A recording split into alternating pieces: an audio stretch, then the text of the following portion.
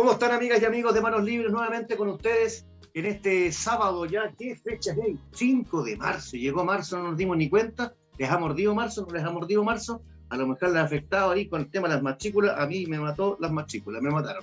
Pero bueno, estamos con un invitado hoy día muy especial, muy interesante. Yo creo que es uno de los personajes del periodismo a los cuales uno admiró toda la vida y por los cuales quizá se metió a estudiar periodismo. O sea, a mí por lo menos me reforzó. Yo quise ser periodista a los 5 años, pero me reforzó la idea cuando apareció en los años 80 el Informe Especial. En mi colegio teníamos libros los días jueves en la tarde. Y iba a huevear yo con mis compañeros, íbamos a carretear, pero teníamos que estar a la hora del Informe Especial en la casa cada uno. No había ni WhatsApp ni cómo comunicarse. Al día siguiente comentábamos todo. Ya lo están viendo en pantalla. Un hombre relajado. Lo conocen como medio volado, que se le van las cosas. Él mismo lo dice, es volado. Relajado, pero tan relajado que fue papá a los 68 años de Lara. De Lara, que el otro día lo llamé y por ahí se le colora el teléfono. Santiago me decía, tengo niños chicos. No soy tan chica, no tengo 3 años. Entiendo que ahora tiene como 7, ¿cierto? Fundador, 6,5. Fundador de Informe Especial, que es una institución del periodismo nacional. Fue uno de los pocos que se le paró, en términos bien ordinarios, a Pamela Giles. Ese gesto aquí, Manos Libres, lo aplaudimos públicamente, otros lo aplaudieron para callado. Suegro de Cristian Barken. De Cristian Barken, que en este mismo programa, en enero, Mariana Elwin dijo, Cristian Barken podría encabezar el centro político. Y la achuntó y lo dijo aquí. Y salimos en la segunda, salimos en The Clinic, en fin. Ustedes ya lo están viendo, no hay más presentación para él. Yo diría, si no le ofende, un veterano de la guerra en nuestro país en cuanto al periodismo. El gran Santiago Pavlovich. Bienvenido, Santiago. Muchas gracias por estar con nosotros aquí en Mano Libre. ¿Cómo te va? ¿Cómo estás? Aquí estoy un poco achornado con todas tus palabras. Yo la verdad es que me defino como un periodista nomás y ni siquiera cuando me dicen responsable de guerra. Me ha tocado ir y he sido enviado especial, pero corresponsal de guerra, que se la pasa de guerra en guerra, no. A mí me gusta ir a los conflictos y lamento no haber estado en este conflicto o en la guerra, pero prácticamente todos los temas. Me encanta la cultura, me gusta la música, me gusta hablar de ecología. En realidad son pocos los temas. Quizás el fútbol es algo que no me atrae mucho, pero en general estoy abierto a todas las pulsiones y a todas las expresiones de arte y de cultura y de periodismo. De hecho, vamos a hablar de muchos temas aquí, no solamente del conflicto. Verónica Rosales, ¿cuál es tu primera pregunta para nuestro gran entrevistado Santiago Pavlovich? Y no te preocupes, Santiago, vamos a hablar de varias cosas también. Hola Santiago, muchas gracias por estar en nuestro programa. Yo te quiero consultar en relación a este conflicto, si bien es cierto que tú lo señalaste anteriormente, que esto va a marcar un antes y después y un proceso de inflexión en lo que son los conflictos bélicos tal vez. Un factor que yo siento que ha sido importante y que no se había visto o a lo mejor se vio en una medida muy menor en la guerra de Vietnam, tiene que ver con este posicionamiento social, ¿cierto?, de la gente frente al conflicto y del manejo que ha tenido el presidente de Ucrania a través de las redes sociales. O sea, una guerra, te fijas que a través de redes sociales se ha producido un empoderamiento que se ha mostrado a todo el mundo para tal vez crear este bando del bueno, que parece una persona buena, como la víctima, te fijas, del presidente de Ucrania, y por el otro lado, como lo estamos viendo en Occidente, que viene el Putin también, te fijas, como el malo de la película, obviamente. Pero lo que me llama la atención es este tipo de guerra a través de redes sociales, que es una cosa, y ¿qué opinas tú al respecto? Y también este fenómeno de que tenemos nosotros de ver la guerra en nuestra casa, o sea, la guerra en casa. tú prendes, todos los medios de comunicación hoy día están con la guerra en casa, y obviamente nosotros con el sesgo que tienen los medios de comunicación que nos están llegando a nosotros con el sesgo occidental. Bueno, yo quiero ser bastante claro. Yo pienso que no es un problema de sesgo ni un problema de occidental. Yo creo que el villano aquí realmente es Putin. Él invadió un país sin ninguna provocación especial. Entonces no es una cosa del sesgo o de lo que digan los medios de comunicación occidentales. Esa es la verdad, Verónica. La verdad es esa. O sea, hay un país que está siendo invadido y que no estaba invadiendo al otro. Hay un país del cual se había dicho que no iba a ser invadido y fue invadido. Hay un país que está siendo bombardeado. Este país no está bombardeando a Rusia. Es Rusia la que está bombardeando a este país. Y eso no es un tema de sesgo. Porque lo otro sería prácticamente decir que no hay ninguna verdad y que es imposible, que la verdad no es asible. La verdad es que hay cosas objetivas, ¿ya? Y los periodistas, a menos que sea una propaganda concertada, no están diciendo la verdad, pero en el fondo son los medios de todos los países prácticamente los que hablan de esto, y los que no hablan de esto son medios controlados por el Estado. Y el Estado ruso prácticamente ha eliminado todo tipo de comunicación que sea distinta a lo que transmiten los medios oficiales. O sea, prácticamente en este momento toda información rusa es propaganda. La información que está teniendo la gente que sale a las calles en Rusia, y hay más de 8.000 detenidos ya que son rusos, que están protestando contra esta guerra, prácticamente hay 8.000 que están presos, y los medios por los cuales se manejan ellos son por las redes sociales. Entonces, te lo digo derechamente y francamente, y podemos debatir y polemizar sobre eso. No es un tema de que yo lo veo así, yo lo veo así. Es muy difícil hacer dos visiones diferentes respecto de eso. Y en este caso, lo que está ocurriendo es tal cual se ha planteado. Distinto es decir cuáles son las raíces del conflicto, qué tipo de relación tenían hasta el momento, qué pasó en la zona del Donbass con Lugansk y yo he estado en esa zona, he estado en Donetsk 2 veces, he estado cubriendo en el año 2014 lo que estaba ocurriendo allá. Y hay un punto, o sea, hay un tema que tiene que ver con el elemento étnico, ya más que racial, étnico en el sentido del lenguaje. O sea, hay gente que es de origen ruso, ¿ya? Que habla ruso y no habla ucraniano, que son parecidos pero son distintos. Y esa gente, obviamente, cuando se produjo la revolución en la Plaza Maidán, esa gente se vio complicada porque ellos tenían una simpatía hacia Rusia, porque son rusos étnicos, ¿ya? Y eso va cambiando a medida que tú avanzas hacia el occidente. El porcentaje de gente ruso parlante va empequeñeciéndose y va aumentando el porcentaje de ucraniano parlante, ¿ya? Pero eso es un punto real que genera conflicto y que ha generado conflicto en los últimos 8 años, porque prácticamente empezó el 2014. ¿Ya? Por ejemplo, en los años 20, después de la revolución bolchevique, el 2017, hubo también un momento de república independiente en Ucrania. Y después los comunistas incorporaron, digamos, a la Unión Soviética a Ucrania.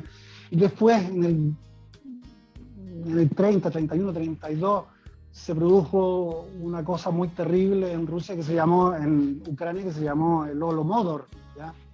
Y esto fue una hambruna que habría matado entre 6 y 8 millones de ucranianos. Entonces hay varias situaciones que han generado esta diferencia intestina entre rusos y ucranianos.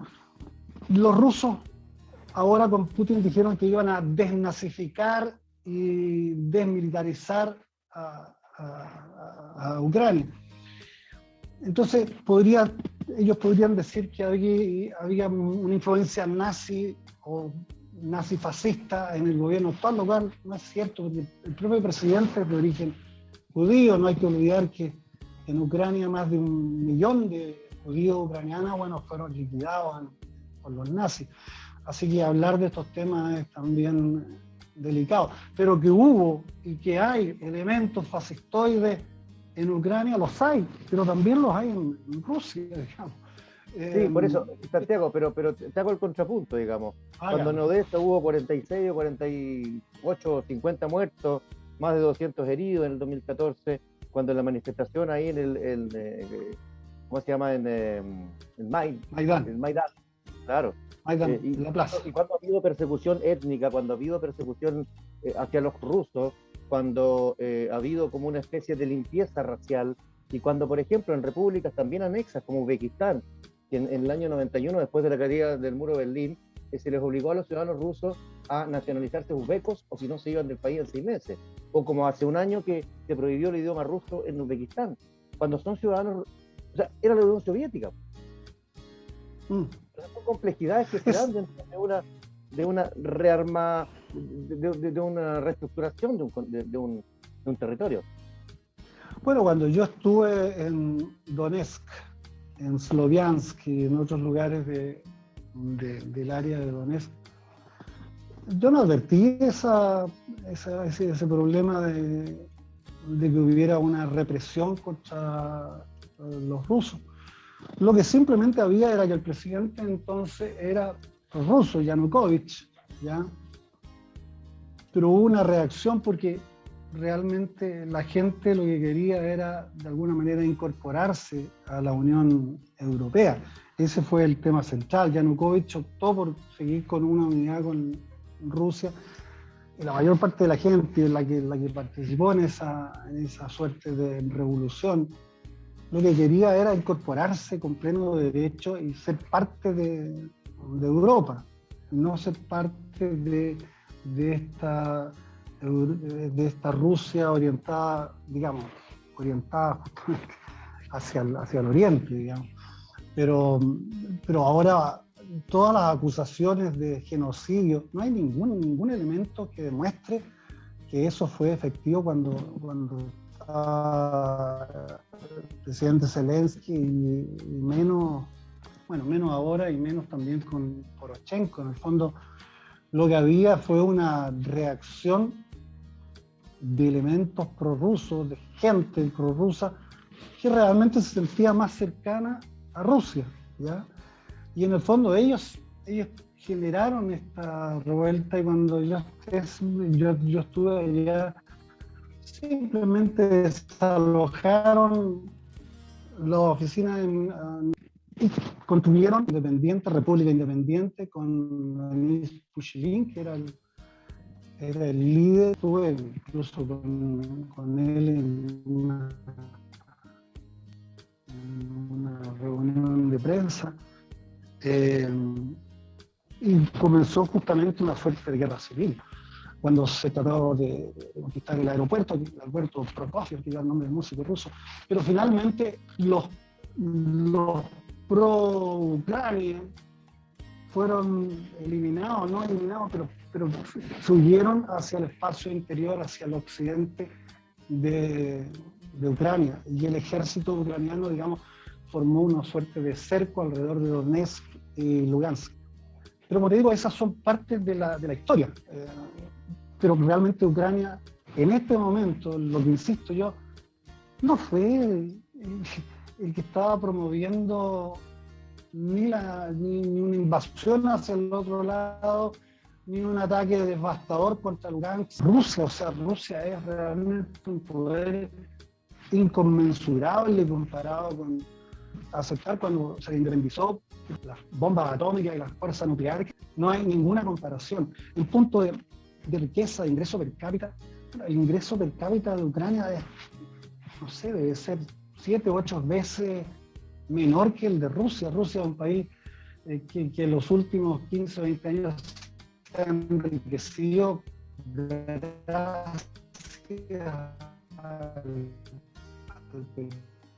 sol y al gas, porque son los principales proveedores de gas a Alemania y a varios países europeos, a Italia, y eso le ha permitido una fortaleza económica, como que se dice aquí en Chile, y que allá se opera respecto del petróleo y del gas. O sea, es un país muy rico en comparación con Ucrania. Ucrania es rico en términos agrícolas, pero industrialmente no es tan rico. Y tenía unas fábricas de aviones, qué sé yo, incluso el avión más grande del mundo lo habían destruido ellos, el Antonov, con 6 motores, que fue destruido. Bombardeado y fue destruido. Así que el origen, como te digo, es complicado, pero el momento actual, la invasión, no creo que tenga muchas lecturas. Tiene una lectura fundamental. Que Putin pretenda hacernos creer que esto fue defenderse contra Estados Unidos, y que Estados Unidos provocó eso, a mí me parece infantil. O sea, es una explicación que nadie está entendiendo. O sea, de hecho, los norteamericanos, los británicos, nadie quiere entrar en un conflicto absoluto con Rusia, y Zelensky le ha pedido que declaren, qué sé yo, espacio cerrado para que operen los aviones de la NATO. Y la NATO no quiere meterse en esta historia. O sea, lo que está haciendo, lo que está proveyendo, básicamente son armas antiaéreas o armas antiblindadas. O sea, te lo digo, básicamente los Javelin, que son un arma que se carga y que de un individuo soldado la carga y puede destruir un tanque o un blindado. Y los Stinger, que son los mismos elementos que la CIA proporcionó a los afganos cuando estaban luchando contra los soviéticos, más de 10 años, casi 10 años en Afganistán, hasta que se retiraron, digamos, después de perder unos 15.000 hombres.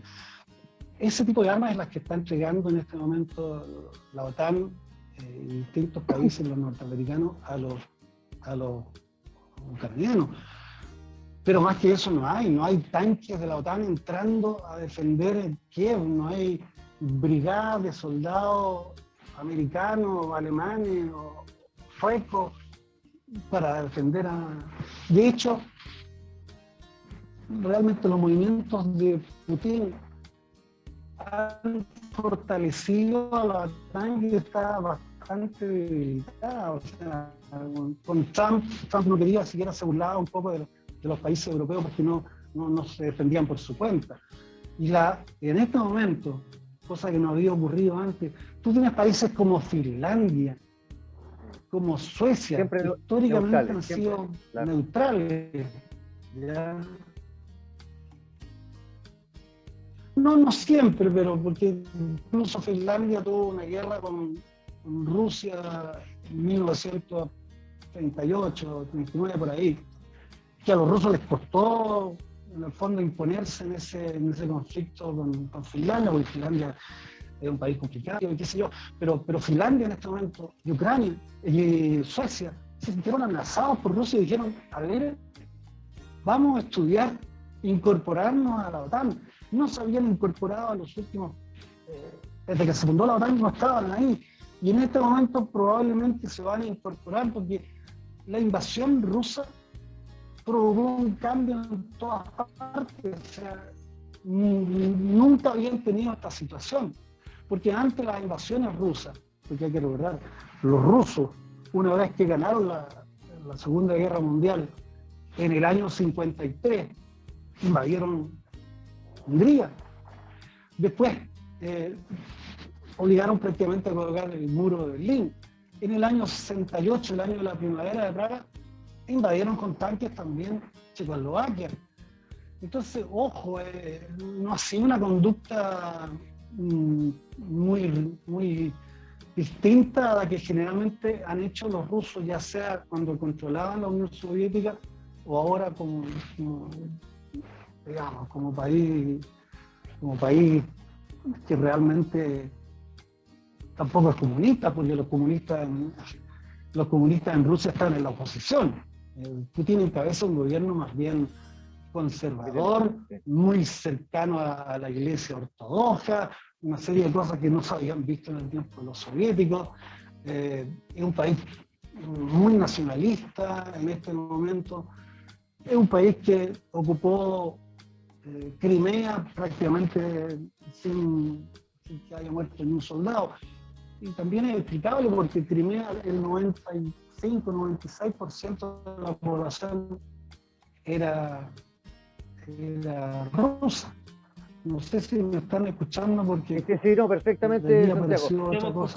Estamos con Santiago Pavlovich, yo creo que el más clásico de los reporteros de guerra, aunque él sea más humilde de lo que le corresponde. Estamos aquí en Manos Libres, acompañados de Provienes, se me olvidó hacer la mención publicitaria al principio. Provienes, especialistas en compra, en venta y en inversión en propiedades. Provienes, métase ahí, www.provienes.cl. También siempre el llamado a suscribirse. Santiago tiene que suscribirse si quiere seguir participando aquí con nosotros. Este es un buen grupo de la libertad de expresión máxima. Se hablan todos los temas, lo que quieran hablar, se proponen temas, se proponen entrevistados. Hay que suscribirse.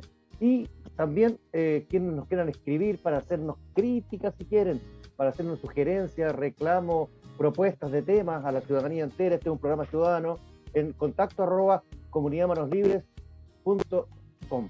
Miguel Mendoza, entiendo que tú tenías una pregunta para Santiago. Sí, tengo una pregunta. Mira, lo que acabas de hablar, prácticamente un contexto histórico bastante resumido y se agradece mucho el conocimiento que tú tienes, Santiago, por este contexto histórico que hablaste desde el origen del conflicto y lo que ha pasado durante mucho tiempo desde la Unión Soviética y también a través de la actual Rusia. Pero a mí me queda dando vuelta la pasividad que tiene la Unión Europea, una nueva Unión Europea que solamente está haciendo sanciones económicas, donde quieren apretar la economía, porque una economía muy, muy pírrica, se puede decir, de Rusia, y solamente le aprieta a los oligarcas rusos.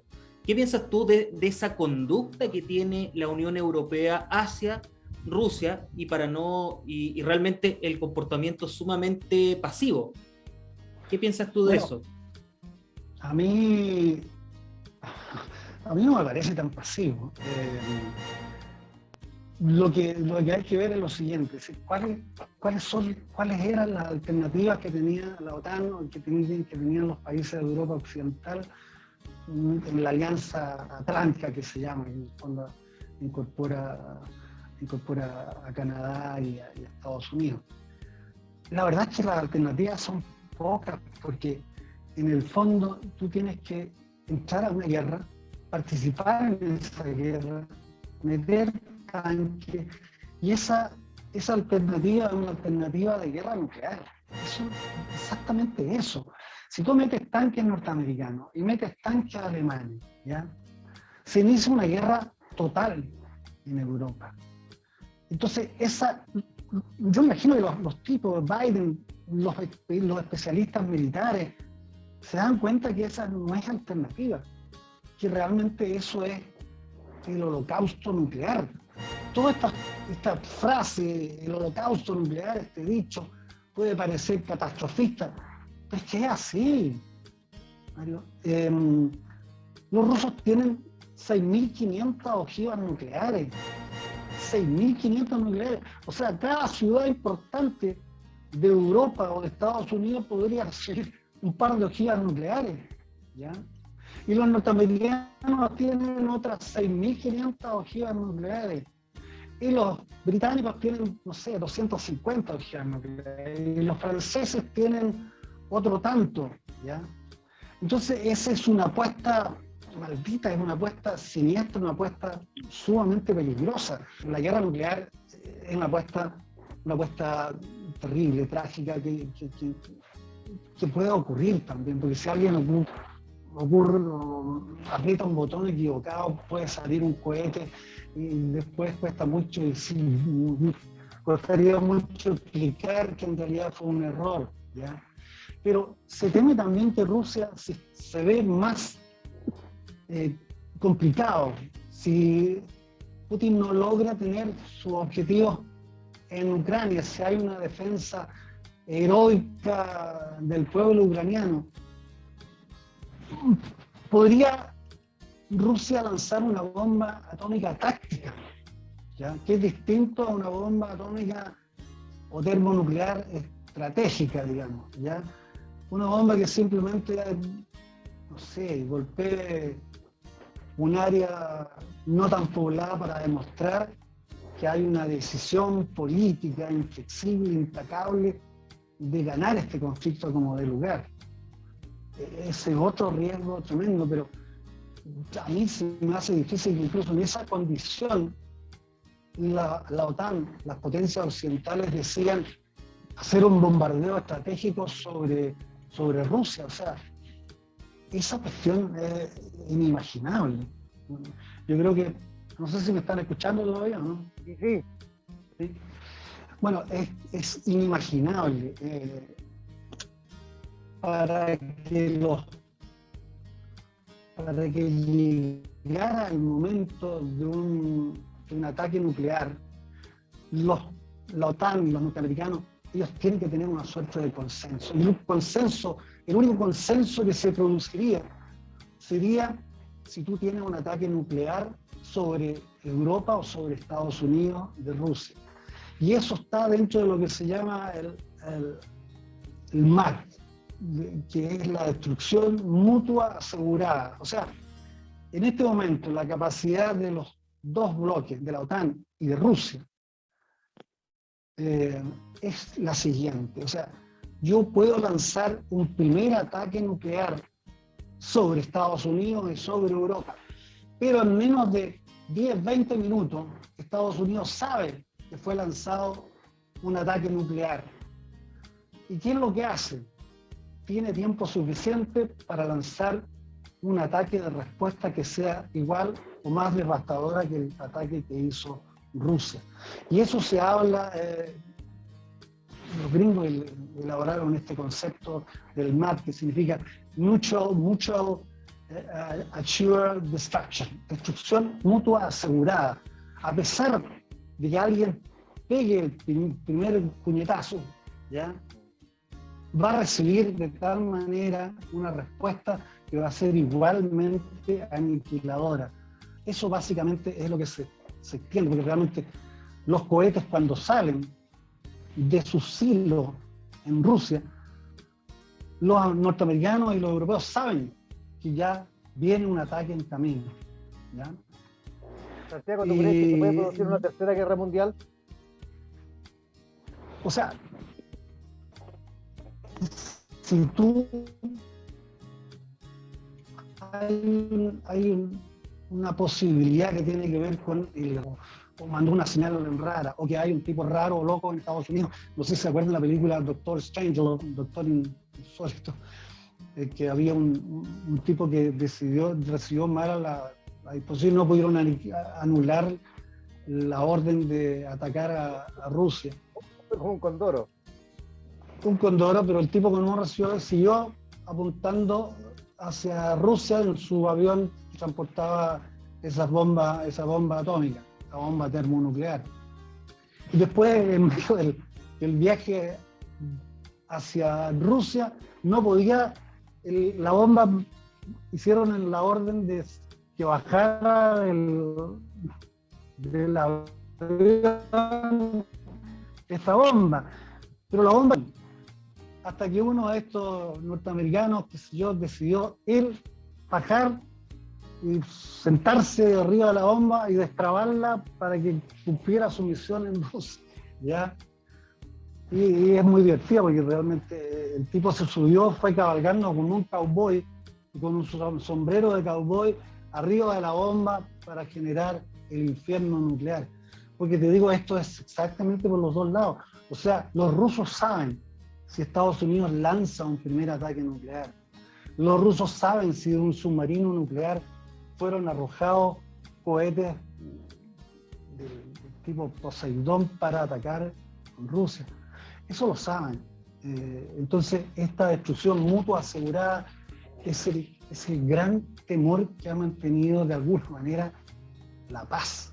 Fíjate que es curioso, pero la paz se ha mantenido porque tú sabes que el enemigo te puede destruir, ¿ya?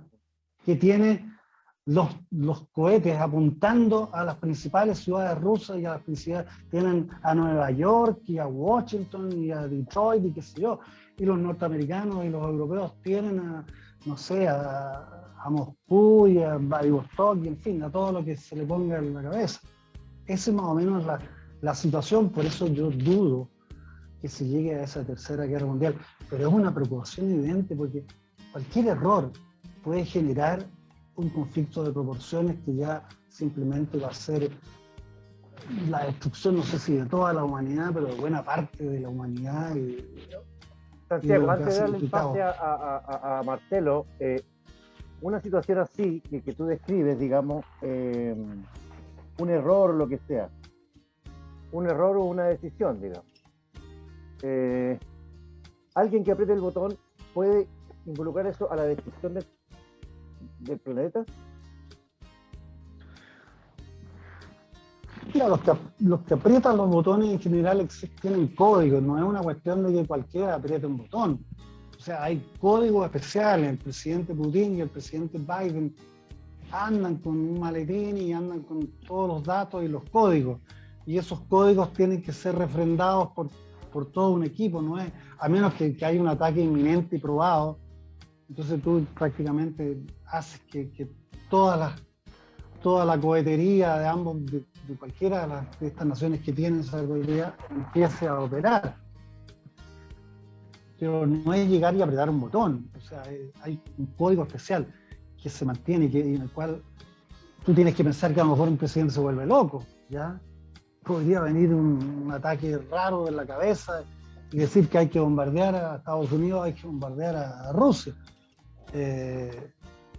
Y eso es complicado. O sea, en Estados Unidos, una de las causas por las cuales el general MacArthur en la guerra de Corea, no en la Segunda Guerra Mundial, sino que en la guerra de Corea, se dice que en el fondo propuso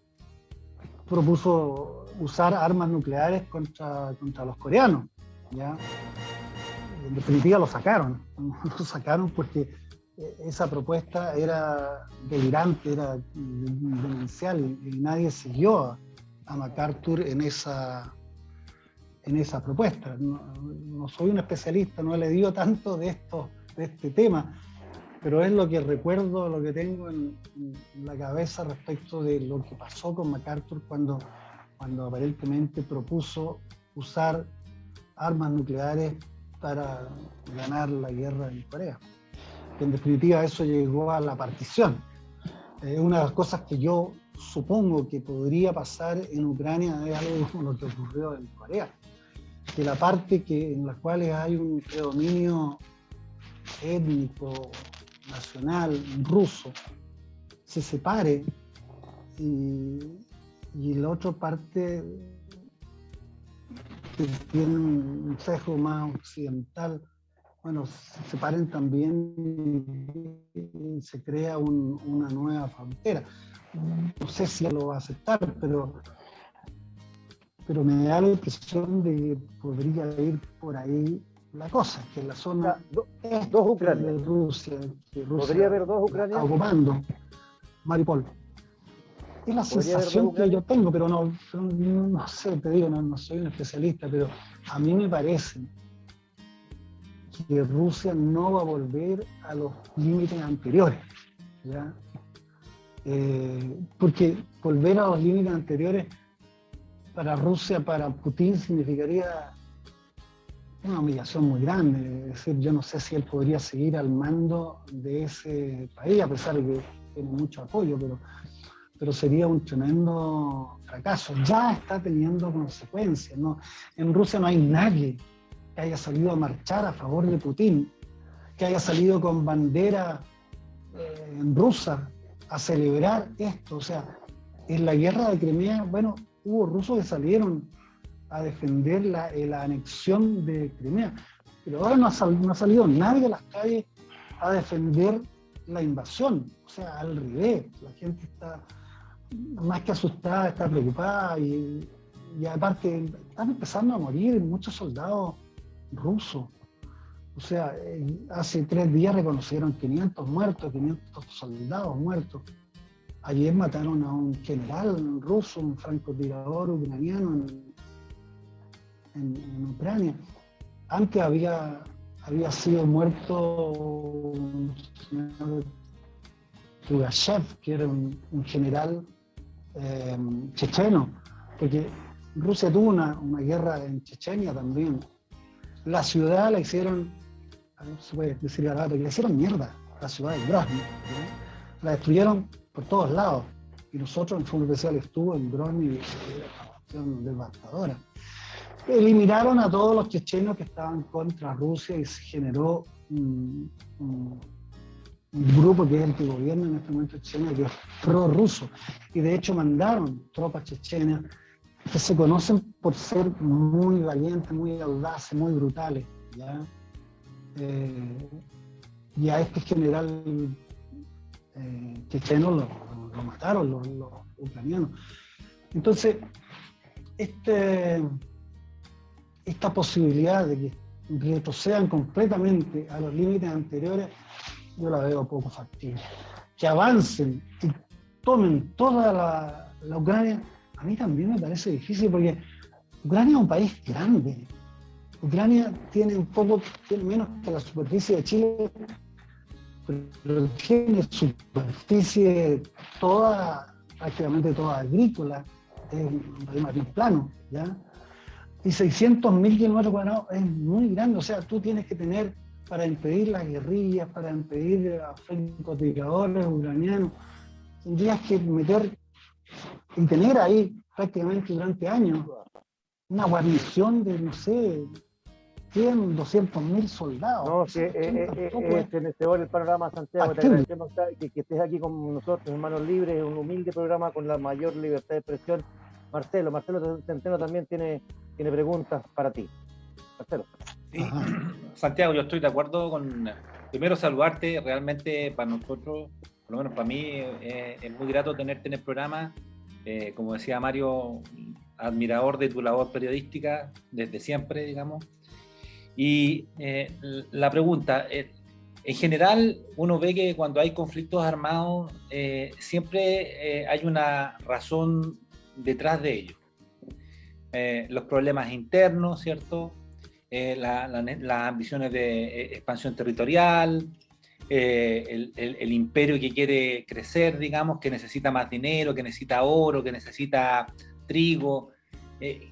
¿Qué hay detrás de esta invasión de Putin a Ucrania realmente? Porque las razones que él da son razones muy humanitarias, porque en el Donbass estaban atacando a la gente que eran rusas. Ya sabemos que sobre eso no hay evidencia, digamos, no hay evidencia de un genocidio ni nada por el estilo. Entonces, ¿cuáles son las verdaderas razones de Putin para hacer esta masacre, en realidad, para hacer lo que está haciendo y que lo expone, digamos, a que sea en algún momento de la historia juzgado por crímenes de guerra? Mira, yo creo que ya hay acusaciones de crímenes de guerra que están pesando sobre él. Pero yo creo que antes ya esbozamos las razones, y las razones tienen que ver con esta presencia prorrusa en Ucrania, ¿ya? Yo creo que lo que hizo primero Rusia de estas dos regiones, porque hay un problema real, como dije yo delante, respecto de la presencia no sé cómo llamarle, étnica. Hay una diferencia étnica que además se traduce en diferencia en el idioma, en el uso del idioma, donde se habla ucraniano, donde se habla ruso.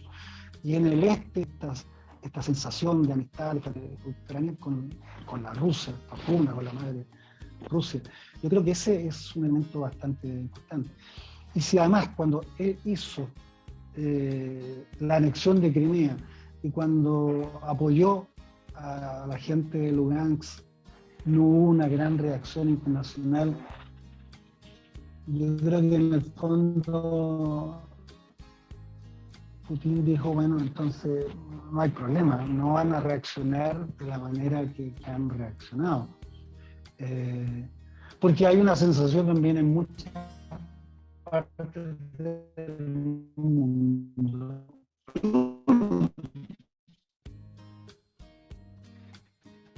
que Occidente es blando, que Occidente es relajado porque viven bien, porque tienen un ingreso per cápita en cualquier país europeo de 50 o 60 mil. Hay personas que piensan en eso, pelear su bienestar por apoyar a los ucranianos o a los que sean, digamos. Esa cosa blandengue de Europa también, yo creo que tuvo un peso, o sea, no se van a atrever contra Rusia, ¿ya? Porque Rusia, económicamente, industrialmente, no es más que Italia. Si tú analizas el peso económico de Rusia, es un peso económico comparable con Italia, pero no es más que Italia. No es más que Alemania, o sea, Alemania lejos tiene económicamente, industrialmente un potencial mucho mayor que Rusia, pero en términos militares no hay ninguna comparación, o sea, Rusia se compara con toda Europa junta en términos de armas, poder nuclear, y además en recursos, en hidrocarburos, gas, petróleo, o sea, él le está calentando la casa, le da la calefacción a los alemanes, a los italianos, a los países, digamos, como Chequia, como Eslovaquia, como todos estos países prácticamente están calentitos en invierno porque hay gas ruso y hay petróleo ruso, ¿ya?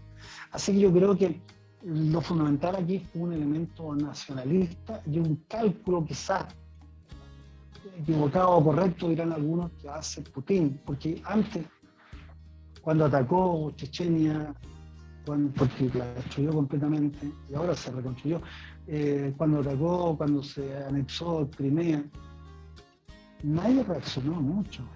Ahora la cosa es distinta, o sea, los países occidentales, con Estados Unidos, Alemania y todo lo demás, están más unidos que nunca, y como te decía adelante, o sea, hay países que eran neutrales a concho durante más de, no sé, 60 años, que ahora están pensando seriamente incorporarse a la OTAN. O sea, los suecos hace 3-4 días salieron los Gripen, que son los aviones de combate que tienen los suecos, porque el espacio aéreo fue violado por 4 aviones rusos, ¿ya? O sea, la sensación de estos países es que no podemos seguir neutrales. Aquí hay un problema grave. Nadie imaginó que los rusos podían invadir a Ucrania. No se les pasó la mente a nadie, todos decían que era imposible. A pesar de que ya hacía días antes que estaba diciendo la invasión viene en 48 horas, viene en no sé cuánto, porque claro, tienen toda la información de satélite que te indica cuál es la concentración de tropas, así como ahora hay fotos incluso de una empresa privada con satélite que te muestra un convoy de, no sé, 25 kilómetros de blindados que está entrando y que está parado frente a Kiev. Bueno, yo la verdad es que no creo que vaya a ser una solución de retiro absoluto y de ocupación completa. Yo creo que van a estar en algún momento a una suerte de negociación. Y eso, incluso esa negociación tampoco va a ser buena para Putin. Y la cuestión se le va a complicar más. Si hay una resistencia armada como la que está ya habiendo en este momento, con los Javelin y con los Stinger de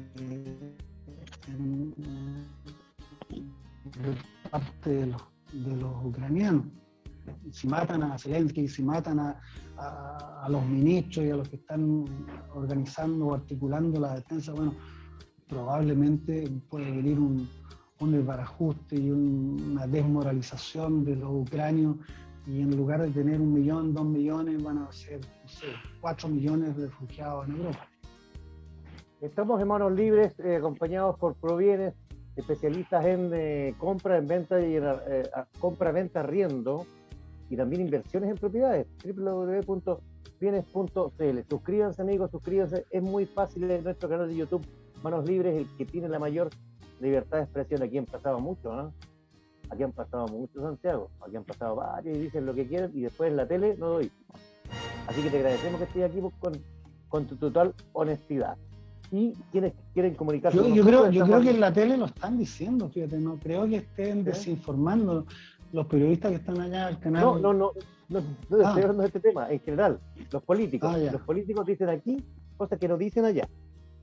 Estamos si quieren escribirnos, contacto@comunidadmanoslibres.com. Verónica, Miguel, estamos con un prócer, con un villano. Mira, quiero hacer una pregunta. Si bien, como dijo Santiago, tenemos que hablar de varios temas, y me gustaría hablar sobre un tema nacional. Hace mucho tiempo atrás, hace unos meses atrás, cuando en la red le hiciste una pregunta a Mario Desbordes por lo que estaba pasando en el ejército. Obviamente él se enojó, se molestó, se ofuscó. Y parece que lo que tú dijiste se está dando una realidad. Y quiero preguntarte lo que está pasando en el ejército de Chile. Y quiero hacer con unas palabras bien fuertes. ¿Tú crees que hay una asociación ilícita entre en lo que es el ejército en sí y las cabezas del ejército? Porque hay un desfalco tremendo y con platas que nadie lo puede controlar, que ni siquiera las instituciones, por ejemplo, Contraloría, no puede controlar. ¿Qué piensas de eso? Bueno, una pequeña observación. Contraloría sí puede controlar, no lo haya controlado siempre, es otro tema, pero tiene todo el deber, la obligación de controlar y puede hacerlo. Y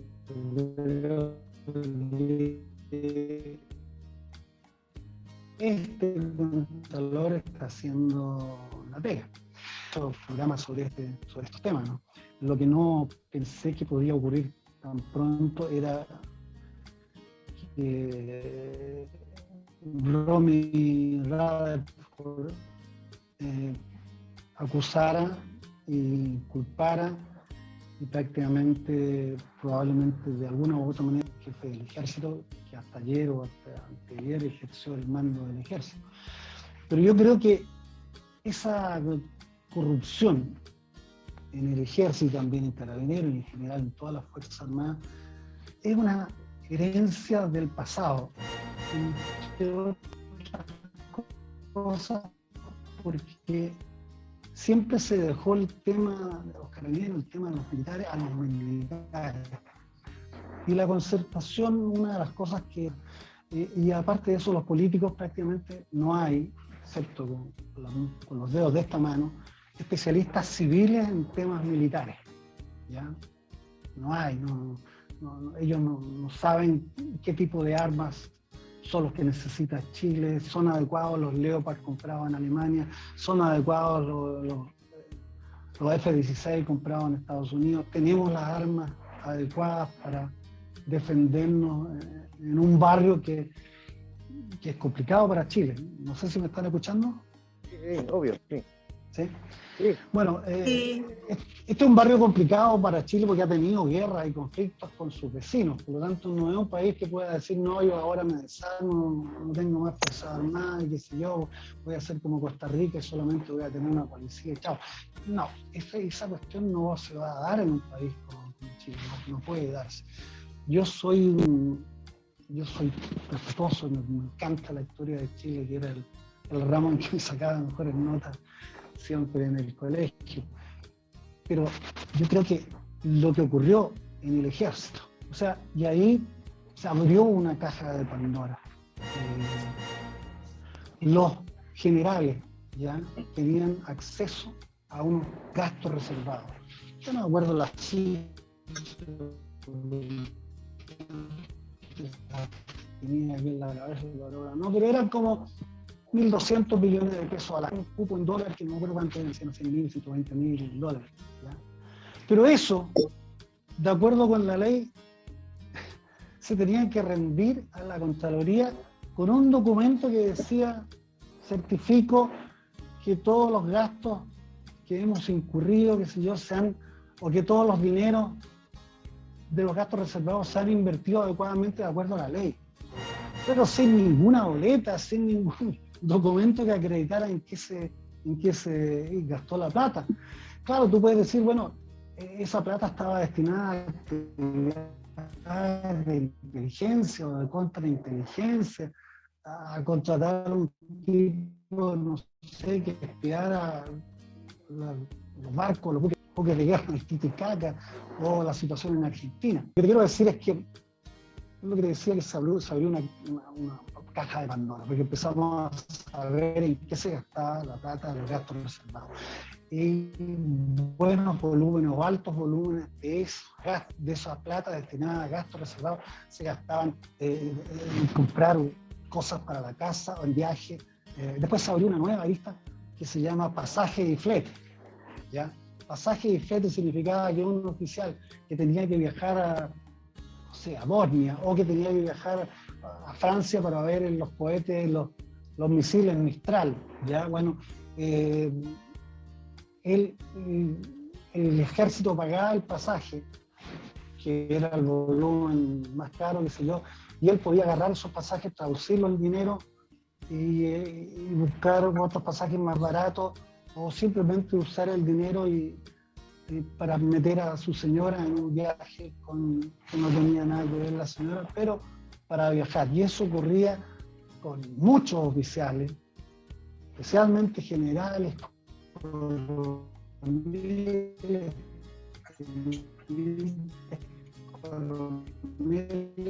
que viajaban a Europa, o viajaban a Estados Unidos, o viajaban, no sé, a Australia, a distintas partes del mundo, y había un lío con los pasajes. Ahí hay un tema, una sangría para los recursos públicos realmente avergonzante, ¿ya? Y luego hablemos de los generales. Nunca han estado 3 comandantes y jefes, y ahora 4, digamos, acusados de fraude para cárcel. Lo que está en Peñalolén. Pero mira, qué vergüenza, qué ignominia. Comandantes y jefes que deben ser ejemplos de rectitud, ¿ya?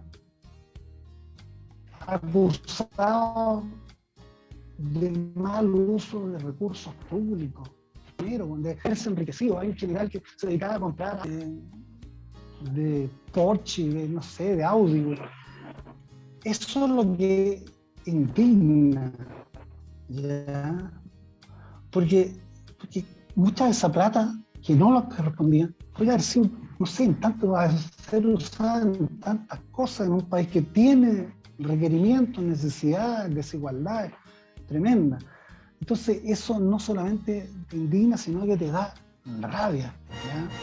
Y te da una justa rabia, una justa indignación, ¿ya? Porque además se produce una suerte de banalización. O sea, ellos están convencidos, o parecen estar convencidos, de que no hicieron nada dañoso, nada malo.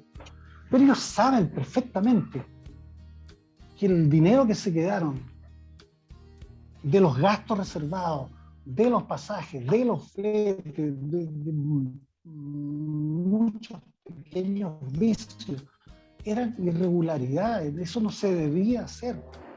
Si un general ¿te parece, tiene un sueldo Santiago, de 4 millones, 5 millones. ¿Te parece que son delincuentes?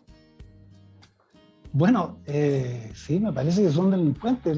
Yo creo que todos tenemos derecho a la inocencia, digamos, al debido proceso, ¿ya?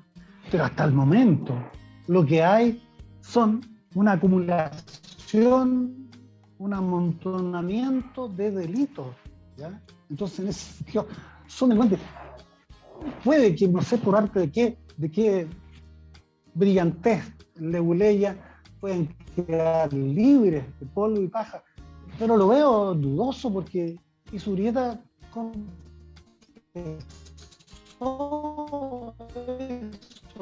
confesó que él proveía fondos a la familia. ¿Qué necesidad tenía? Aparte, que ilegal, era irregular, era ilícito, ¿ya? Todo lo que se ha hecho en términos de manejo económico era ilegal, era ilícito, pero eran parte, se dice, de una estructura que se había transformado en algo regular, ¿ya? O sea, subía inmediatamente y recibías 4 millones, pero aparte de los 4 millones, después el comandante en jefe era profesor de la Academia de Guerra y tenía otro billete que se acumulaba. Y si no era profesor, asumía en Capredena. Y si no estaba en Capredena, veían el tema de de la jubilación. O sea, había por todos lados un abuso realmente vergonzante. Yo me entiendo porque esta cuestión, como he hecho distintos reportajes, estoy interesado. Pero no solamente estoy interesado, sino que estoy molesto, enrabiado, como cualquier chileno debiera estarlo. Y creo que en este caso, si me permite, en que se habla de refundación, cosa que yo no estoy de acuerdo con refundar Chile, ni menos con cambiarle el nombre, ya me parece un delirio y una locura. Pero creo que habría que ocurrir, que lo que tendría que ocurrir es hacer algunas cosas bien drásticas. Por ejemplo, que no existiera una escuela militar para una casta que se repiten los nombres de los que estaban ya antes, de oficiales y generales, que es una casta, digamos, de clase media para arriba. Y después tenemos la escuela de suboficiales, que es para gente modesta, qué sé yo, bla, bla, bla. Yo creo que debiera existir una sola escuela militar y que el Estado la financiara y ahí pudieran entrar todos los que tuvieran talento, todos los que tuvieran mérito, ¿ya? Que tuvieran buenas notas y que el dinero no fuera un motivo para dejarlo fuera, sino que yo quiero ser militar, me gustaría ser oficial. Ok, ahí van a quedar como oficiales los que tengan más mérito, los que sean los primeros en la promoción, los que hagan los distintos cursos y que sean además paracaidistas y especialistas, no sé, en distintas habilidades, que hablen inglés, francés, idiomas. Yo creo que hay que cambiar. Y eso no solamente lo haría en la escuela militar. Yo lo que haría también en los carabineros, la misma historia.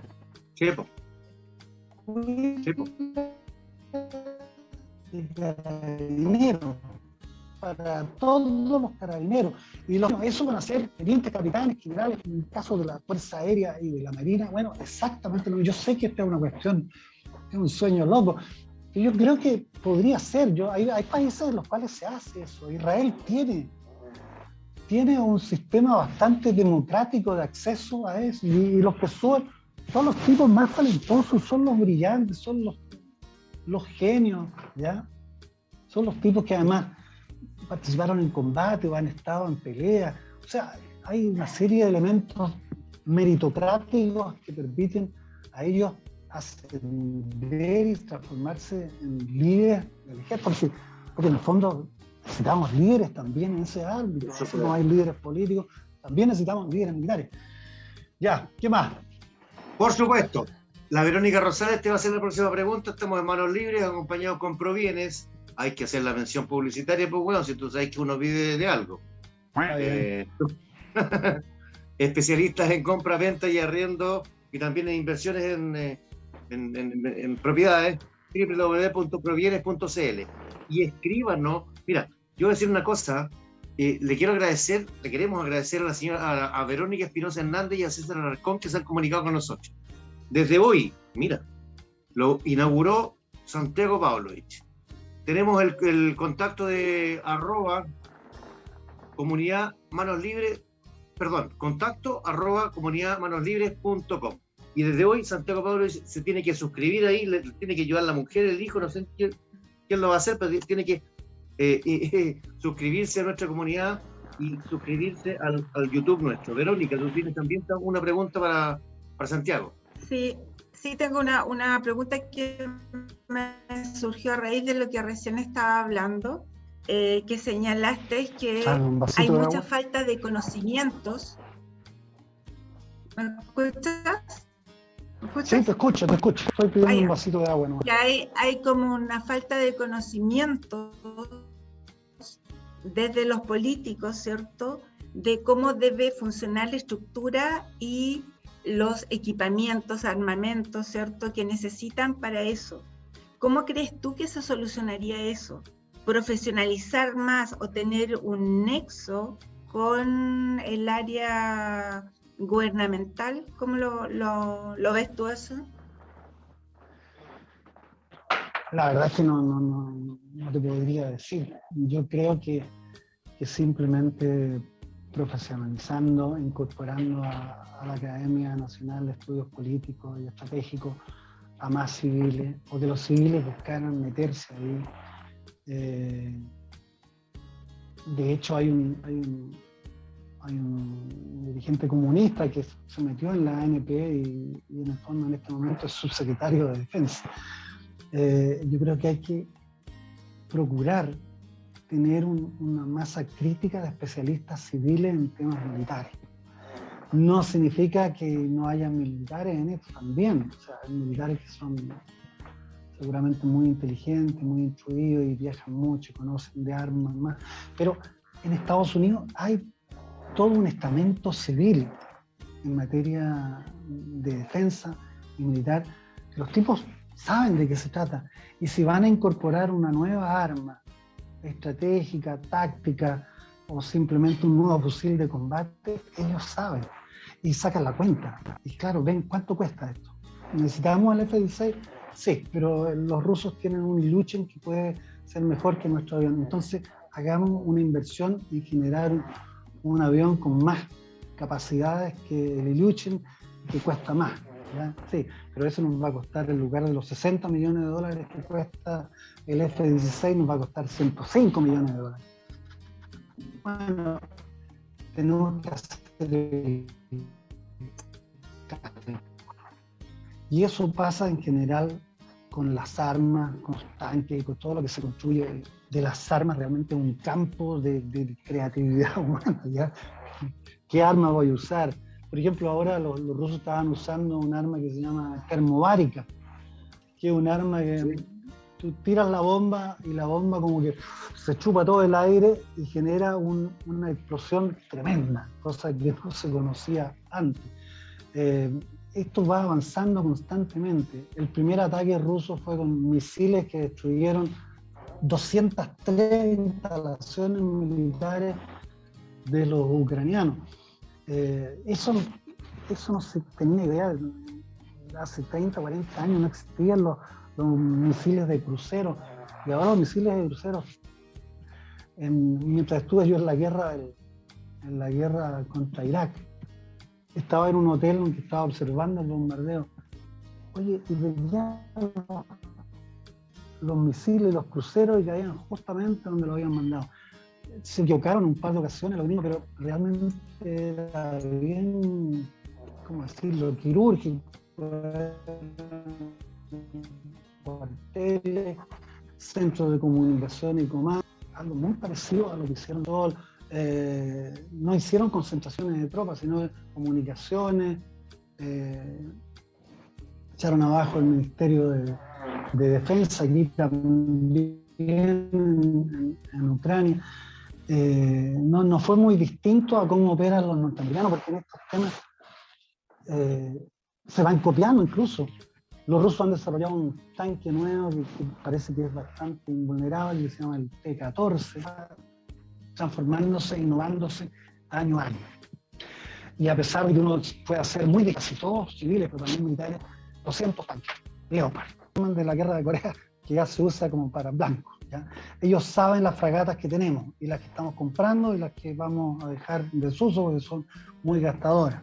¿Ya? Y saben que los peruanos compraron unas corbetas italianas y saben que los argentinos no se han logrado recuperar desde el desastre de las Malvinas. Son cosas que tienen que ver con lo militar que necesariamente tenemos, o tienen los políticos, tienen que tener centros de estudios dedicados a esta materia, así como tienen gente especializada en salud y en educación. Tiene que meterse también en esto. ¿Es necesario? No creo. Estamos llegando al final del programa de Manos Libres. Sí. Este sábado 5 de marzo, ya nos llegó marzo a todo el mundo. Pero ya, dejemos la guerra de lado. Vamos, yo te voy a hacer, hagamos cada uno una pregunta corta. Pero más desde el punto de vista humano, ya, por esta altura, Santiago, tú te tienes que incorporar a la comunidad Manos Libres. Aquí tú podés decir lo que queráis, puedes recomendar entrevistados, puedes recomendar temas, todo lo que queráis. Yo te quiero preguntar una cosa. Tu yerno, Cristian Barken, aparece como un referente político de centro, amarillo. Yo soy amarillo, yo coincido con él. ¿Tú eres amarillo, no? ¿O se agarran a pelear No. de repente? No soy amarillo, pero comparto muchos análisis que él hace. Digamos. A mí, de partida, la palabra amarillo no es algo que realmente me identifique. No me identifico con el azul de la Universidad de Chile. Pero dicho eso, yo comparto mucho de los cuestionamientos que él hace, digamos. Y aparte de eso, él lo hace también desde el corazón. Yo diría equilibrada, que son intelectual, ¿no? De debate, o en el tratar de cancelar o de funar o de eliminar una voz discrepante. Bueno, eso me parece un riesgo para el ser de Chile. Así que yo no sé si me entendiste, pero eso es lo que pienso. ¿Piensas que la izquierda ultra está ahí cagando la cosa? No sé si la izquierda ultra, pero hay sectores que apuestan por una suerte de construcción de lo que yo llamo el ser de Chile, ¿ya? Entonces, si tú entras en este terreno, O'Higgins era un asesino, Carrera era un tal por cual, el otro era un fascineroso, sin comprender lo que pasaba en la historia, o sea,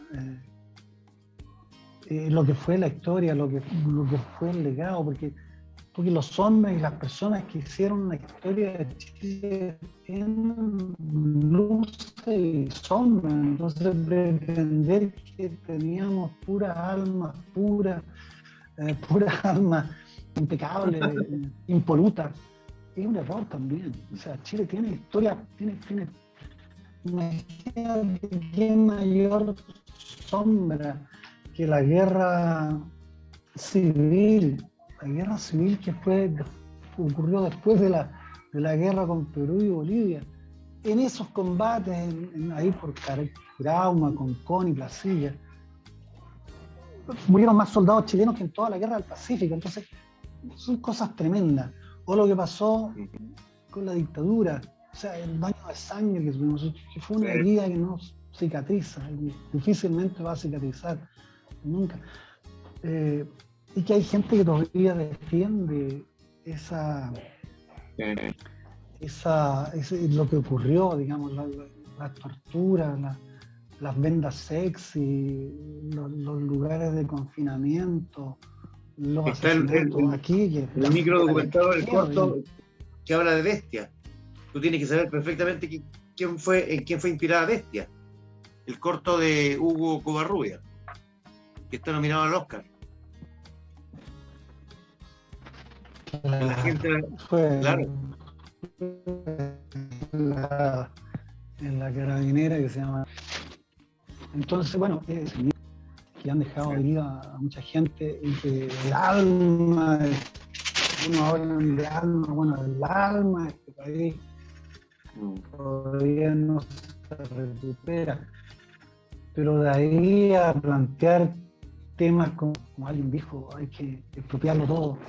Hay que, el país que en el fondo para mí es una estupidez. o a los indígenas. Bueno, para mí también, o sea, yo por eso te digo, para mí los temas centrales tienen que ver con deudas, pero este país, a pesar de todo, a mí no me convencen eso de que no fueron 30 pesos, sino que fueron los 30 años. Yo no acepto esa cuestión, yo creo que el país avanzó una barbaridad. Mira, yo soy el primer Pavlovich que terminó la universidad, en la Universidad de Chile. Y éramos 5 hermanos. Yo fui el único que terminó. Mi papá era un tipo que llegó de Yugoslavia que no sabía leer ni escribir. Lo mandaron a los 9 años a Chile, a trabajar en Taltal. Mi mamá era una mujer vasca. Mi mamá se vino con su mamá, que era una empleada doméstica, a trabajar en el fondo de un señor Gardiazabal en Rengo. Durante la guerra de Bosnia visité a los parientes que vivían en un lugarcito que se llama Gradac, en Bosnia-Herzegovina. Pobres, pero tenían una pequeña propiedad donde cultivaban de todo. A mi papá lo mandaron porque no podían alimentarlo, porque estaban muertos de hambre, ¿ya? Entonces, en Yugoslavia también, en ese tiempo que yo fui a la guerra, yo era el único de todos los Pavlovich de esa área de Gradac que terminó la universidad. Pero todos los hijos de mis hermanos, ¿ya? Y mis hijos, porque yo tengo 6 hijos, los 4 hijos pasaron por la Universidad Católica o la Universidad de Chile. Yo creo que no soy solamente el único tipo que puede decir, no, es que yo fui el primero de la generación. Creo que hay cientos de miles de chilenos, particularmente en los últimos 30 años, que pudieron estudiar y que a veces, muchos de ellos tuvieron la gratuidad.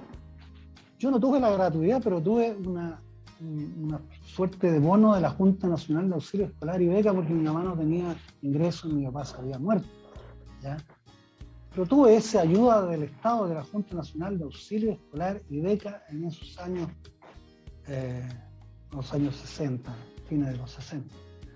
Así que yo no creo que haya que decir que este país era lo último. Este país es todavía el primero en los indicadores de desarrollo.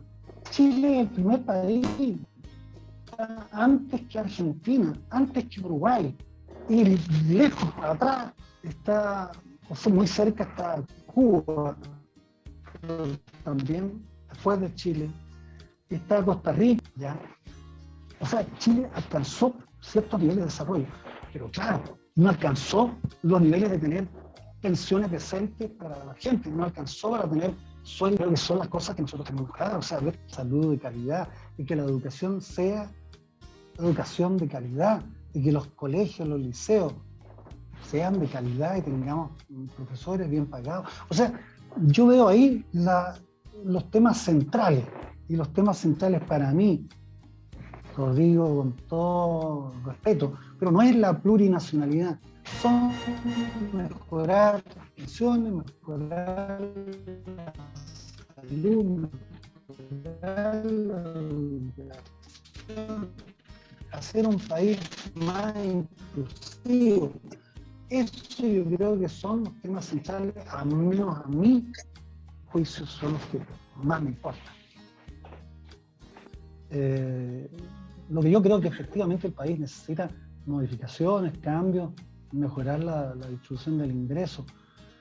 Pero este no es un país en que existan solamente ricachones y la masa son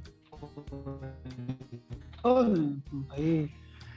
Ojo, nunca los chilenos de condición baja tuvieron acceso al automóvil. O sea, cuando yo llegué al canal, el único que tenía un auto y era un Fiat 600 era Carpuro. En este momento cualquier asistente, cualquier ayudante tiene su auto y compra, no sé, en 5, 10, no sé cuántos meses, un auto de 4, 5, 6 millones, o un auto usado, o un auto chino, que han ido mejorando mucho su calidad. Siempre este es un país posiblemente que está chileno que vive en Suiza y el resto de la gente vive en Ruanda. No es así. Exactamente, pues, weón. O sea, si queremos ser objetivos, tú tienes que ver las cosas que nos faltan también, por supuesto, y tú has mencionado, y yo los mencioné antes. O sea, temas que tienen que ver con la previsión de los chilenos, temas que tienen que ver con la salud de los chilenos, temas que tienen que ver con la educación. ¿Por qué si yo tengo que tener, por qué mi hijo lo tengo en San Ignacio, ¿ya? Donde tiene una excelente educación? ¿Por qué todos no pueden tener una educación de esa calidad? ¿Ya? Por supuesto. Y ahí hay que meter plata, a lo mejor hay que rebarajar los presupuestos que se manejan hasta ahora. A lo mejor los militares debiéramos bajar la cuota que se destina a los militares, sin perder que tenemos que tener una defensa creíble, ¿ya? Yo insisto en esta cuestión. Y esa defensa creíble significa gastos también, o sea, no es una cuestión baladí. O sea, tener armas de primera línea para defender al país es importante. Y métaselo en la cabeza a los que no creen que eso es importante. Este es un país que ha tenido conflictos, que ha tenido guerra.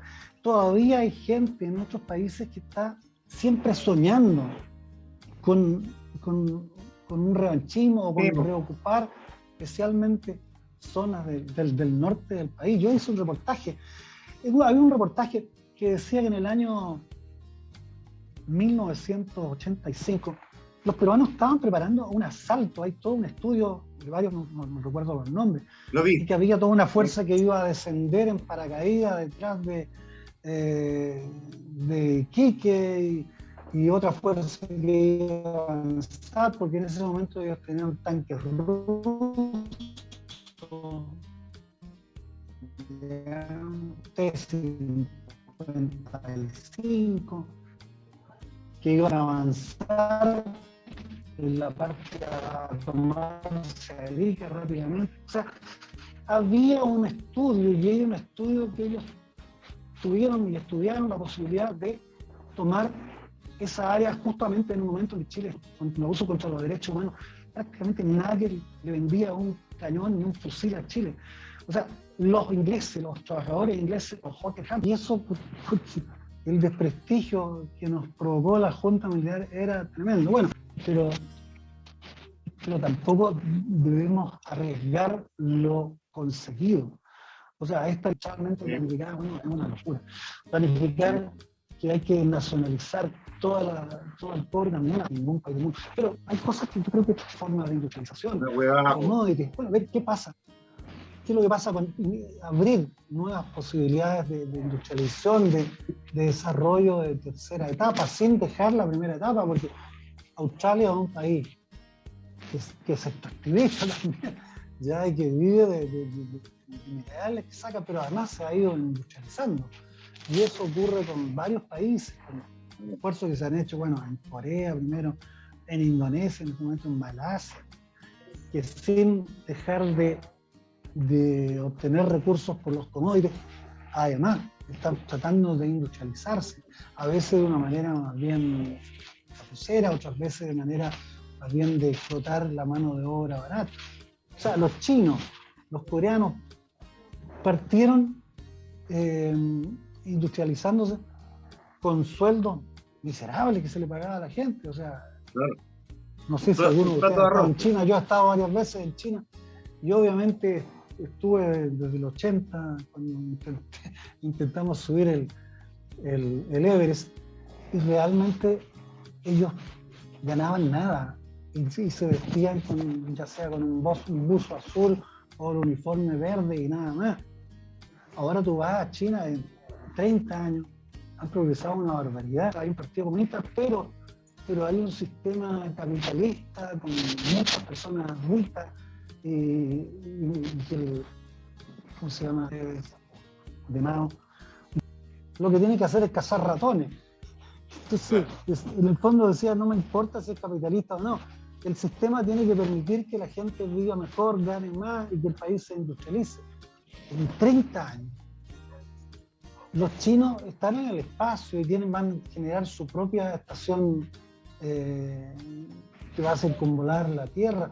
Los chinos los chinos instalaron un satélite alrededor de la Luna, que en este momento los chinos están en las primeras ligas de todo. O sea, anda a comprar cualquier teléfono que nos estamos llegando a los chinos. Y eso está en todas partes. O sea, hay una cosa que tiene que ver con los sueldos bajos que tiene China, pero esa explotación de la mano de obra china, por una parte le ha permitido transformarse en líder en las comunicaciones, en la construcción hospitalaria. Oye, es espectacular, ¿ya? Y en ese momento en China, ¿crees que alguien está pensando en nacionalizar todas estas compañías privadas que le han brindado desarrollo y progreso a China? Te agradecemos muchísimo tu presencia aquí en Manos Libres. Mira, lo que te quiero decir es que yo nunca me he identificado como croata. ¿Ya? Mi papá lo sacaron de Rusia, de Croacia, cuando tenía 9 años. Así que mi relación con los croatas fue básicamente después, cuando fui a reportear en la guerra que hubo en Croacia y en Bosnia y Herzegovina. Yo soy un mestizo entre un señor que era croata, pero que era básicamente un tipo migrante que las pasó muy duras, y una mujer que era de origen muy humilde. Yo me siento chileno. Puede que mi físico, mi aspecto no sea del chileno tradicional, pero yo me siento realmente chileno. La historia que más conozco y la que más me fascina es la historia de Chile. Y amo intensamente a este país, a pesar de las zonas que ya hablé, las zonas oscuras que tiene. Yo me siento chileno, me defino como chileno. Mis hijos son chilenos, tengo 6 hijos chilenos. Me he casado con mujeres que son, digamos, Puta que eres lindo, güey. Y obviamente no tengo ninguna relación con Croacia ni con el País Vasco, pero obviamente detesto el origen, pero yo soy chileno y estoy orgulloso de serlo. Eso. Perdona por interrumpirte, ¿no? Eres muy Eso, lindo, weón. Eres muy lindo, weón. Eres un weón muy lindo. Yeah. Muy, muy lindo de alma. Muchas gracias, amigo, ídolo, referente del periodismo. Te agradecemos muchísimo. Muchas gracias, Santiago. Muchas gracias, Santiago. Claro, Se fue extraordinaria.